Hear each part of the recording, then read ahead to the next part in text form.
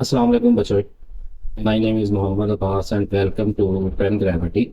Pen Gravity के अंदर हम बच्चों प्रोसेस ऑफ नेचर के बारे में पढ़ेंगे जो कि जनरल साइंस एंड एबिलिटी का एक टॉपिक है. जनरल साइंस एंड एबिलिटी में डिफरेंट साइंसेज है जिसमें एक हमारे पास फिजिकल साइंस है और फिजिकल साइंस में हम प्रोसेस ऑफ नेचर एक टॉपिक आज इस वक्त डिस्कस करने लगे हैं जो कि है अबाउट सोलर इक्लिप्स. अगर आप सोलर इक्लिप्स की बात करें तो सोलर इक्लिप्स का मतलब होता है फॉलिंग ऑफ.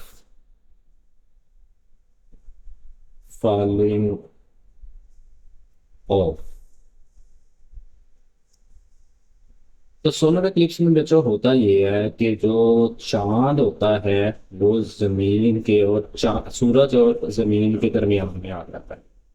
अब जब चांद सूरज और जमीन के दरमियान में आएगा तो उससे ये होगा कि वो जो सनलाइट है उसको ब्लॉक कर देगा. सनलाइट जो है वो जमीन तक पहुंच नहीं सकेगी. तो अगर चांद सूरज और जमीन के दरमियान में आ जाए और लाइट जमीन तक ना पहुंच सके तो इसको हम सोलर इक्लिप्स कहते हैं. डायग्राम से इसको समझते हैं. मसलन ये एक सूरज है, ये चांद है और ये जमीन है. अब आपको पता है कि जमीन के गिर्द चांद एक पर्टिकुलर पाथ में मूव करता है. ये जो पर्टिकुलर पाथ होता है this is known as orbit. और अगर ये ऑर्बिट में मूव करते हुए दो रीजन डेवलप करता है, एक ये वाला रीजन होता है जिसको हम अम्ब्रा का नाम देते हैं. अगर चांद यहाँ पर हो तो सूरज की जो रोशनी है वो जमीन के जिस हिस्से पर जानी थी वहां पे मुकम्मल तौर पे ब्लैक आउट हो जाएगा. इसको कंप्लीट सोलर इक्लिप्स कहते हैं. और ये दूसरा रीजन है, इसको हम पिनम्बरा का नाम देते हैं. पिनम्बरा में अगर चांद होगा तो जमीन के जिस हिस्से पे ग्रहण बनेगा, सूरज ग्रहण बनेगा, वो हिस्सा पार्शली कवर्ड होगा चांद से. This is known as description of solar eclipse. Types पर आते हैं. सोलर इक्लिप्स की जो टाइप्स हैं वो तीन है. टोटल सोलर इक्लिप्स है, ये नंबर वन टाइप आ जाती है. उसके बाद हमारे पास पार्शल और एनुलर सोलर इक्लिप्स है. टोटल सोलर इक्लिप्स में होता है कि मून कंप्लीटली कवर कर लेता है. अब ये देखिए ये चांद है तो ये जमीन के गिर्द कंप्लीटली आ गया और आपको इसके मार्जिन से लाइट बाहर की तरफ आती हुई जमीन की तरफ जाती हुई नजर आती.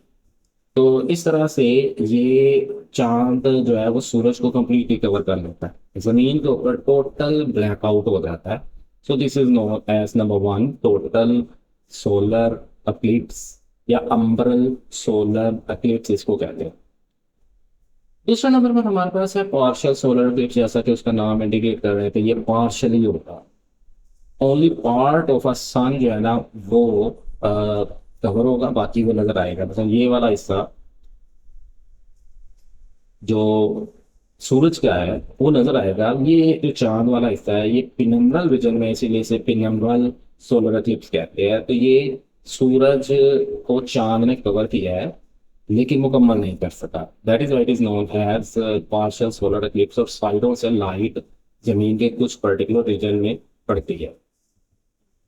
उसके बाद हमारे पास आ जाता है तीसरी किस्म जिसको एनुलर सोलर इक्लिप्स कहते हैं. एनुलर का मतलब होता है रिंग.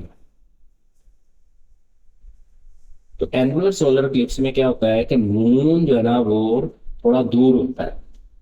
मैं डायग्राम से आपको बताता हूँ कि ये देखिए यहाँ पे था मून. अगर मून यहाँ पर कहीं पर होगा तो इसकी साइडों से सूरज की रोशनी जमीन के ऊपर जा सकती है. तो इसलिए इसमें होता यह है कि जो एनुलर सोलर इक्लिप्स है उसमें चांद दूर होता है, इसीलिए वो जो जमीन के ऊपर लाइट आ रही होती है वो रिंग की सूरत में आ रही होती है. जैसा कि ये मेरा पेन आपको दिखा सकता है कि ये साइडों से लाइट जो है ना वो निकल के आ रही है, इसीलिए इसको एनुलर इक्लिप्स का नाम देते हैं. तो इस तरह से ये तीन टाइप्स थी. पेन ग्रेविटी के प्लेटफॉर्म से मैंने एक मरतबा फिर आपको बता दूं कि आज जो हमने चीज़ों को डिस्कस किया वो प्रोसेस ऑफ नेचर, जो कि फिजिकल साइंस का एक टॉपिक है।